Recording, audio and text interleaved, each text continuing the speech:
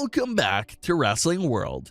We have quite a few topics to discuss today, so let's kick things off with the big Liv Morgan reveal. So the teasers for this big Liv Morgan project started dropping earlier this year from tweets that Liv was sending out. She said things like, "Just because I wasn't on TV in 2019 doesn't mean I wasn't in front of a camera." Fans spent several weeks trying to break down that tweet. What did she mean? Was she in a movie, a series, a documentary? Well, if you guessed documentary, then you were right.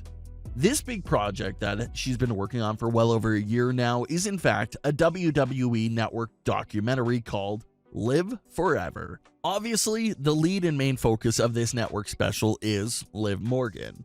Not only will this cover the recent events in Liv's career, but it seems like we'll be going all the way back to Liv's childhood and seeing her whole entire journey to get to WWE. Liv has shared bits and pieces of her life story before on how she dropped out of school and how she was working at Hooters when a WWE employee walked in and Liv expressed to them how badly she wanted to join WWE. So it looks like Liv will really get her chance here with this network special to really go into detail with that story.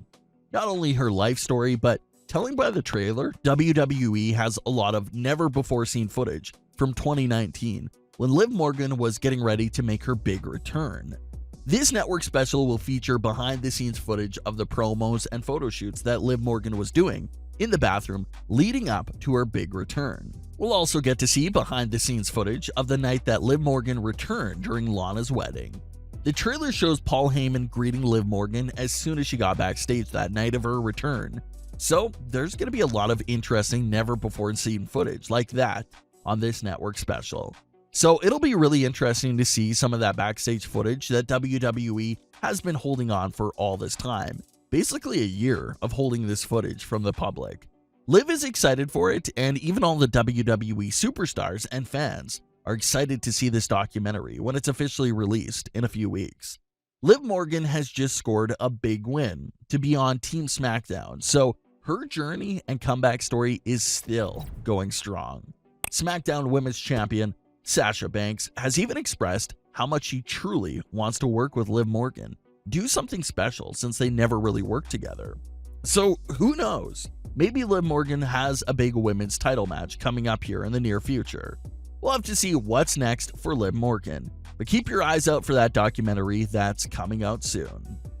John Cena tragedy. So just to recap, it was announced during the early summer that John Cena will be the new host for the reboot of the popular obstacle course game show Wipeout. Wipeout was a very popular show at one point, but was taken off the air several years ago. But thanks to the reboot, the show is making its return with John Cena as one of the main hosts. The show is apparently still in production and filming right now, but very unfortunately, it seems that tragedy has struck the show. TMZ is reporting that a man in his mid-30s started to experience chest pain after competing in one of the inflatable obstacle courses and unfortunately went into cardiac arrest. Paramedics were on scene of the show, but unfortunately couldn't do much to help the injured male. So there was a lot of excitement when this reboot was first announced several months ago, but now we see that such a tragic story took place in the set of this show, which is just so heartbreaking. We'll have to see if more official statements are released on what happened to this individual. So, according to new reports, a huge lead writing role in WWE has just opened up. Everyone has their guesses and theories for who WWE will place in this opening, but they got two interesting responses from some big names. The first individual was Brian Gewirtz, who was previously part of the creative team for over 15 years, before leaving in 2015. Brian responded to the report with a very sarcastic application for the role. He had this to say, "Happy to get started. I assume we all realize the folly of fighting for brand supremacy 1 month after a draft, when brand loyalty identity cannot be properly established, and with no meaningful stakes. The matches can feel forced and meaningless. I'm fired, aren't I?" CM Punk even volunteered and sarcastically threw his name into the mix as well, by responding to Brian. "I'll do it with you. We'll get KD that Emmy."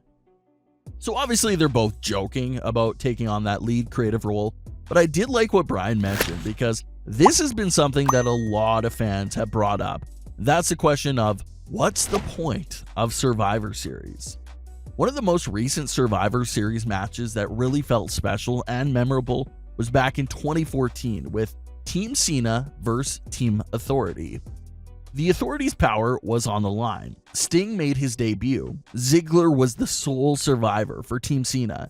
Everything about that match felt special and felt like a lot was on the line. If you look back at the recent Team Raw versus Team SmackDown matches from the last few years, and you probably can't even remember who won the most recent one. It's just so irrelevant and pointless that nothing really matters, and the traditional Survivor Series matches are nowhere near the level of that 2014 one, for example. You ask WWE, what's the point of Survivor Series? And their answer is brand supremacy and bragging rights. But that doesn't even mean anything. No one will even remember the results of Survivor Series in a few weeks. So what does it matter if SmackDown got more wins than Raw and that whole entire situation? It's pointless. It's meaningless. Just like Brian said, there's nothing at stake. So how can you expect fans to really be invested in something that doesn't even have anything at stake? Roman Reigns versus Drew McIntyre is the only exception for me. Sure, nothing is on the line between the two of them, but Roman and Drew have built such a great story in only 2 weeks that I'm actually invested to see that play out. That matchup is just box office and has the potential for some great storytelling. So that match is fine, especially if it is the main event. But as far as everything else, who cares who wins? If Team Raw or Team SmackDown wins, what do they get? What's on the line? That's the issue with Survivor Series. There's no payoff for the winning brand. And I think they can really have an easy solution to add purpose to the show. Remember back in 2016, WWE was having brand exclusive pay-per-views. Well, what if the winning brand from Survivor Series gets their own brand exclusive pay-per-view event? Now we're talking. Now something is at stake and worth fighting for, because now if Raw or SmackDown wins Survivor Series, they'll have the opportunity to have a pay-per-view event. Focus just on their brand and get more eyes on that specific brand superstars. That's a really easy solution right there to give Survivor Series more purpose and meaning, because this whole thing of bragging rights is pretty dumb and useless in the long run. So stop the meaningless Survivor Series events and start adding more purpose to it with an award for the winning brand. Now winning this show will actually mean something, and fans will hopefully be more invested than they are right now. That's just my idea, but honestly, anytime any reward for the winning brand would be good enough for me. But what are your thoughts on today's stories? Leave your comments below. Don't forget to subscribe with all notifications on, and leave a like if you enjoyed. Thanks for watching, guys.